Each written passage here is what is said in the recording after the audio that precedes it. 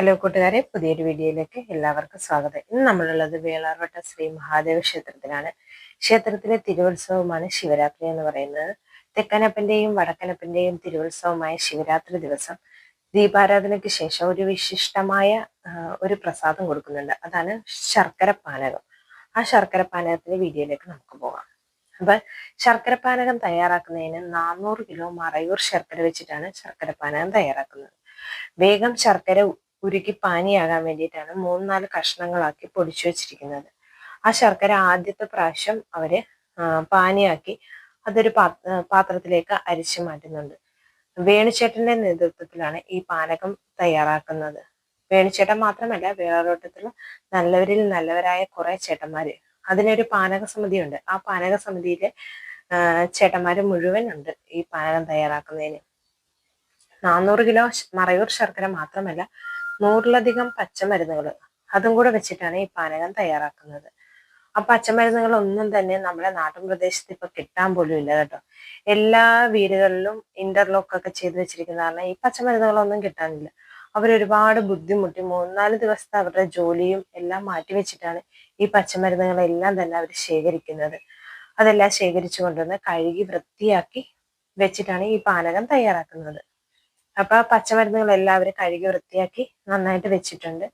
അതിന് ഒരു വലിയൊരു വാർപ്പ് വെച്ചിട്ടുണ്ട്. ആ വാർപ്പിലേക്ക് ആദ്യം പച്ചമഞ്ഞൾ പൊടിച്ച് അതിനകത്തേക്ക് ഇട്ടതിന് ശേഷം വെള്ളം നന്നായിട്ട് തിളപ്പിച്ചതിന് ശേഷമാണ് ഈ പച്ചമരുന്നുകളെല്ലാം തന്നെ ഇടുന്നത്. ഈ പച്ചമരുന്നുകൾക്ക് കൂടാതെ അതിന് അങ്ങാടി മരുന്നുകളുണ്ട്. പച്ചമരുന്നുകൾ ഇപ്പൊ സുലഭമല്ലാത്തതിനാൽ ബാക്കി കിട്ടാനുള്ള മരുന്നുകളെല്ലാം അങ്ങാടി മരുന്നായിട്ട് മാർക്കറ്റിൽ നിന്ന് വാങ്ങിച്ചിട്ടാണ് അതും കൂടെ പൊടിച്ചു ചേർത്തിട്ടാണ് ഈ പാനകം തയ്യാറാക്കുന്നത്. ഈ പാനകം സേവിക്കാൻ വേണ്ടി തന്നെ ഭക്തജനങ്ങൾ അവിടെ ഭയങ്കര തിക്കും തിരക്കുമാണ് കേട്ടോ. വർഷത്തിൽ ഒരു പ്രാവശ്യം ഈ പാനകം കിട്ടാറുള്ളൂ, ശിവരാത്രി ദിവസം മാത്രം. അപ്പൊ നമ്മുടെ വാർപ്പിലേക്ക് എല്ലാ പച്ചമരുന്നുകളും അവർ ഇട്ടുകൊണ്ടിരിക്കുകയാണ്. അത് എല്ലാം കൂടി ഇട്ട് തിളപ്പിച്ച് വറ്റിച്ചതിന് ശേഷം മാത്രമാണ് ഈ പാനകം തയ്യാറാക്കുന്നത്. നേരത്തെ ഈ ശർക്കര പാനകം തയ്യാറാക്കുന്നത് നമ്മുടെ വേളാട്ടത്തുള്ള അച്ഛന്മാരായിരുന്നു. അവര് ഇപ്പൊ പുതിയ തലമുറകൾക്ക് കൂടി ഇത് പകർന്നു നൽകാൻ വേണ്ടിയിട്ട് പുതിയ തലമുറയെ കൂടി ഈ പാനകത്തെ സമിതിയിൽ ഉൾപ്പെടുത്തിയിട്ടുണ്ട്. എന്താന്ന് വെച്ചാല് അടുത്ത തലമുറ ഈ പാനകത്തിന്റെ കൂട്ടുകളെല്ലാം അറിഞ്ഞില്ലെങ്കിൽ അവർക്ക് പിന്നെ ഈ പാനകം തന്നെ അവിടെ നഷ്ടമായി പോകും. അതുകൊണ്ട് തന്നെ പുതിയ തലമുറയെ കൂടി ഉൾക്കൊള്ളിച്ചുകൊണ്ടാണ് ഈ പാനക സമിതി രൂപീകരിച്ചിരിക്കുന്നത്.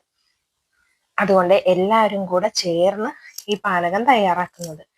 അങ്ങനെ പാനകത്തിനുള്ള പച്ചമരുന്ന് കൂട്ടുകളെല്ലാം തന്നെ വാർപ്പിലേക്കിട്ട് അതില് നന്നായിട്ട് മുങ്ങാനായിട്ട് ചട്ടകം കൊണ്ട് താത്തി കൊടുത്തിരിക്കുകയാണ്. ഇനി ഇത് തിളച്ച് വന്ന് വറ്റിച്ച് എടുത്തതിന് ശേഷമാണ് നമ്മുടെ പാനകം ശർക്കരയും കൂടെയായിട്ട് മിക്സ് ചെയ്ത് പാനക റെഡിയാക്കുന്നത്.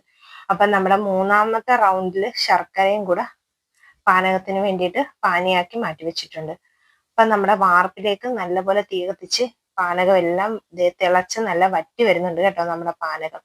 അങ്ങനെ പാനകം വറ്റിച്ചെടുത്തതിന് ശേഷം മാത്രം ആണ് പാനകം റെഡിയാക്കുന്നത്. അതായത് പച്ചമരുന്നുകളെല്ലാം തന്നെ ആ വെള്ളത്തിൽ കിടന്ന് തിളച്ച് അതിന്റെ സത്തുകളെല്ലാം ഇറങ്ങിയിട്ട് വേണം ഈ പാനകം റെഡിയാക്കാന്. ഇതൊരു ഔഷധക്കൂട്ട് തന്നെയാണ്. വർഷത്തിൽ ഒരു പ്രാവശ്യം കിട്ടുന്ന ഈ ഔഷധക്കൂട്ട് കുടിക്കാൻ തന്നെ മുഴുവൻ ജനങ്ങളും വേളാറോട്ടത്ത് അല്ലെങ്കിൽ ചേർത്തലയെന്ന് മാത്രമല്ല ഒരുപാട് സ്ഥലത്തു നിന്ന് ആൾക്കാർ വരാറുണ്ട്. ഇപ്പൊ കാണിച്ച ആ ഫോട്ടോയിലുള്ള പ്രകാശൻ എന്ന് പറയുന്ന ആളായിരുന്നു നേരത്തെ പാനകം റെഡിയാക്കിക്കൊണ്ടിരുന്നത്. അതിന്റെ ഒരു മാർഗദർശി കൂടിയായിരുന്നു കേട്ടോ അദ്ദേഹത്തിന് ശേഷം ഈ പാനക സമിതിയിൽ ഇപ്പൊ ഒരു പാനക സമിതി രൂപീകരിച്ചിട്ടുണ്ടെന്ന് ഞാൻ നേരത്തെ പറഞ്ഞില്ലേ.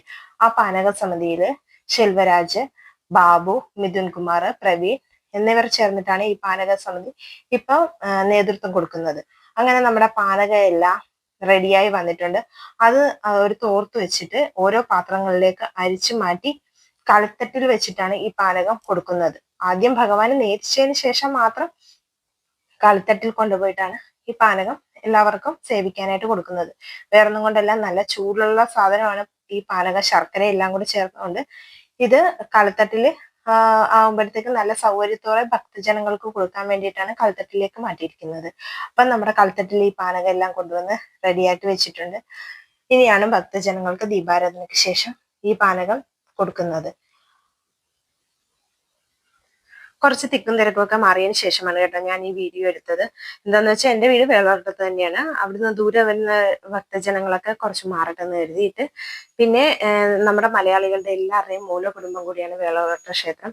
അപ്പൊ പിതൃദോഷത്തിനെല്ലാം വഴിപാട് നടത്തണമെന്ന് പറയുമ്പോൾ ആൾക്കാർ ദൂരത്തുനിന്ന് വരെ വരാറുണ്ട്. ഈ പാനകത്തിന്റെ വീഡിയോ ഒരു യൂട്യൂബേഴ്സും കേരളത്തിൽ ഇട്ടായിട്ട് എനിക്കറിവില്ല കേട്ടോ.